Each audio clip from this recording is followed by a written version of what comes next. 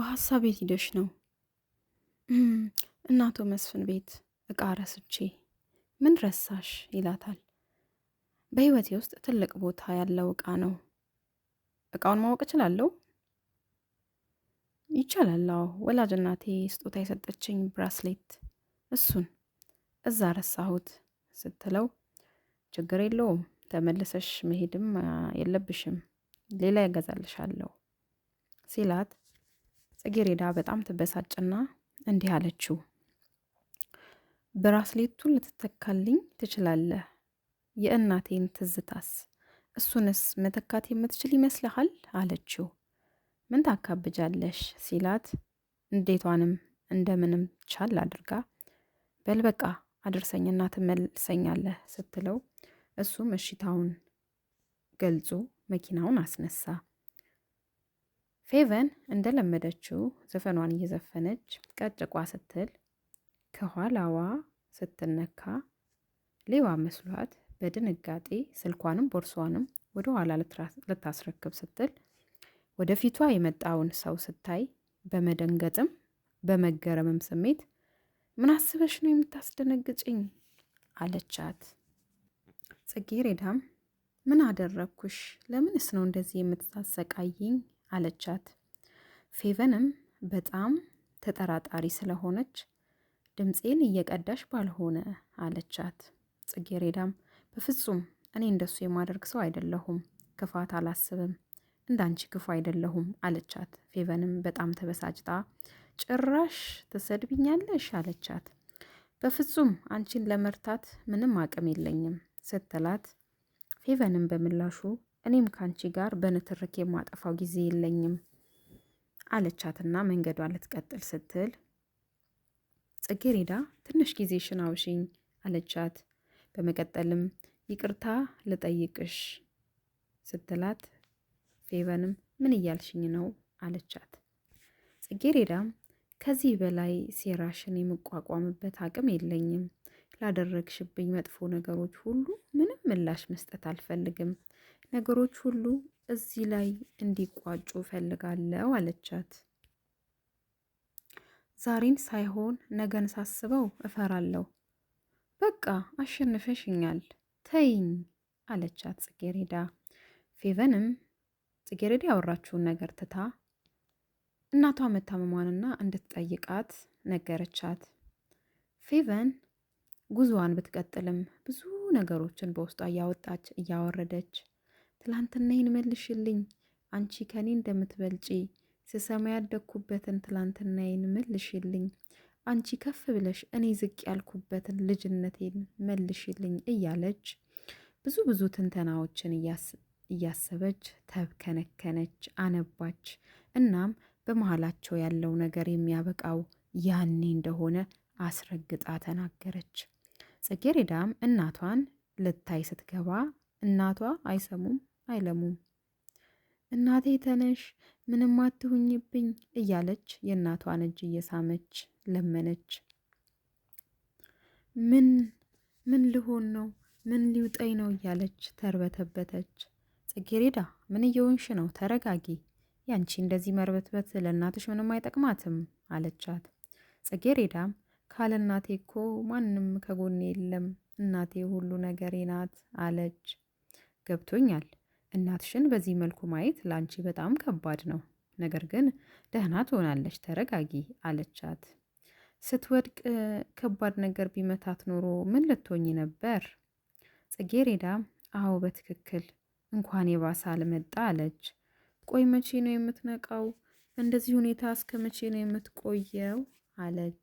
እቴቴም እስኪ የተወሰነ ደቂቃን ጠብቃት፣ እራሷን ታውቃለች። ጽጌሬዳም በጣም ተጨነቀች። ፌቨን እያለቀሰች መንገዷን ቀጥላለች። እየቃዠው መሆን አለበት። ምንድን ነው የማየው? ምን አየህ? ፌቨን እያለቀሰች ይሄንንማ ቼክ ማድረግ አለብኝ ብሎ ጠጋ ብሎ ተመለከታትና እያለቀሰች እንደሆነ አረጋገጠ። ምን ሆና እንዳዘነችም ጠየቃት። ፌቨንም በምላሹ ለእሷ ያለውን እይታ እንዳደነቀች ነገረችው። የባለቤቱ እናት ታመው ሚስቱን ሊያደርስ እንደመጣና የባልነት ግዴታውን እየተወጣ ጥሩም ተግባርም እንደሆነ አስረዳችው። በምላሹም እውነታውን አረጋገጠላት። ገብቶ የሚስቱን እናት ቢጠይቅ ደስ እንደሚለው፣ ነገር ግን እናትየው ስለ እሱ ምንም ስለማያውቁ ውጪ እንደሚጠብቃትም ጭምር። ፌቨንም አታስብ፣ ቶሎ ቶሎ ስለሚታመሙ ወደፊት ትጠይቃቸዋለህ አለችው። እሺ ለምን እንዳንሰንሽ ልትነግሪኝ ትችያለሽ አላት። አልነግርህም አለችው። አትንገሪኝ ጥሩ፣ ነገር ግን ከሀዘንሽ ይልቅ ደስታሽን ብትሰውሪ ነው መልካም ይሆንልሽ። ለምን ስትለው ሰዎች ከሀዘንሽ ይልቅ ደስታሽን በመቀማት ነው የሚጎዱሽ አላት። እንዴ ጋሼ የሚሄዱበት ቦታ ከሌሎት ቡና ላፍላሎት? የለም የለም፣ ሕክምና ቦታ ሊሄድ ነው። ባይሆን ስመጣ ታፈይልኛለሽ። እስኪ ስልኬን ቻርጅ አድርጌው ነበረ ሊሄድ ስለሆነ ቼክ ታደርጊልኝ አሏት። የሚያዩት ነገር ግን በስማም በቃ ጋሼ ፍስስ አሉ። ስልካቸው እንደሞላ በመንገር ከከንቱ ሀሳባቸው አባነቻቸው። እሳቸውም ጉዞ ወደ ሆስፒታል፣ እሷም ብዙ ሀሳቦችን በውስጧ እያውጠነጠነች ሀሳቧን ለራሷ ነገረች። ፌቨንም ጓደኞቿን አገኘች። ከነሱ ጋር አየር በመቀበሏም ደስ እንዳላት ነገረቻቸው። ለነብዩ ግን ምን ተፈጥሮ እንደነበርና በጣም ደንግጣ እንደነበረ ነገረችው። ነብዩም ምንም እንዳልተፈጠረ ነገራት። መኮንንም ስልክ እንደተደወለለት ነግሯቸው ወደ ስራ ሄደ። ፌቨንም የመኮንን ምስኪንነት ለነብዩ ነገረችውና ምን ሊነግራት እንደፈለገ ጠየቀችው። ፌቨን ባለፈው ወይን የጠጣን ዕለት ሁለታችንም ተመሳሳይ ህመም ተሰምቶናል። እናም ወደ ሆስፒታል ሄጄ ነበረ። የሆስፒታል የምርመራ ውጤትም በውስጤ ከበድ ያለ ነገር መገኘቱ ተረጋግጧል። ደግሞም ያን ዕለት ከወይኑ በተጨማሪ የወሰድኩት ምንም አይነት መጠጥ አልነበረም አላት። ፌቨንም በጣም ደነገጠች። ምንድነው ነብዩ የምታወራው ነገር አልገባኝም። ምን ተፈጥሮ ነው አለችው። አዎ የምነግርሽ እኮ የሆነ መዘዝ እንዳያመጣብሽ ብዬ ነው አላት። ፌቨንም እሺ በቃ ቼክ አደርጋለሁ አለችው። ግን አሁን ስለኛ ማውራት እንችላለን አለችው። ነብዩም ስለምን? እንዴ ራስ ያልከኝናዋ ይቅርታ የመድኃኒቱ ጉዳይ አእምሮዬን ተቆጣጥሮታል፣ ለዛ ነው የዘነጋሁት አላት። እሺ በቃ ወደ ራሳችን እንመለስ ሲላት በመሃላቸው በተፈጠረው ነገር ሁለቱም ደስተኛ እንደሆኑ ተነጋገሩ። ነገር ግን ነብዩ ከልቡ አልነበረም፣ ከራሱም ጋር ግብ ግብ ፈጠረ። ፌቨንም ይህን ስታይ ደንግጣ ምን እንደሆነ ስትጠይቀው ደህና ነኝ አላትና በሀሳቡ ከጽጌሬዳ ጋር የተነጋገሩትን አስታወሰ። የጽጌሬዳ እናትም ነቁ። በተራቸው አጽናኗት። ምንም እንዳልተፈጠረም ነገሯት። ጽጌሬዳም በእኔ ምክንያት ነው እንደዚህ ሆንሽው እማዬ አለቻቸው። እናትየውም ከአንቺ ጋር የሚያገናኘው የለም አጋጣሚ ነው አሏት። እናቴ ደህና ነሽ አለቻቸው። አዎ ተሽሎኛል አሏት። መልሳም ከዚያም ወደ መኪና ውስጥ ትመለስ ምን ነው ቶሎ መጣሽ አላት። እናቴ ደህና ናት፣ ብዙ መቆየት አያስፈልገኝም አለች። እሺ አሁን እቃሽን ወደ ረሳሽበት ቤት እንሂድና እቃሽንም ትወስጃለሽ። ነገር ግን ከዚያ በፊት እኔ ባልሽ እንደምሆን እናትሽ ያውቃሉ አላት። አዎ ያውቃሉ፣ ምን ነው አለች ጽጌሬዳ። አይ ለማወቅ ለጠቅላላ እውቀት ያህል ነው፣ የሚስማሙ ስላልመሰለኝ ሲላት ጽጌሬዳ ምርጫ የላትም አለችው። እንዴ ሳትፈልጊ እንደሆነ ያውቃሉ እንዴ ሲላት ጽጌሬዳን በምላሹ አይ በፍጹም አታውቅም፣ ነገር ግን እናቴ ስለሆነች ስሜቴ ሳልነግራት ትረዳዋለች፣ ይገባታልም አለችው። ቤቱ ሞቅ ብሎ ሳለ ጋሼም መጡ። በጣምም ደስ አላቸው። ቆንጆ ቡና እንደምታጠጣቸው ነገረቻቸው።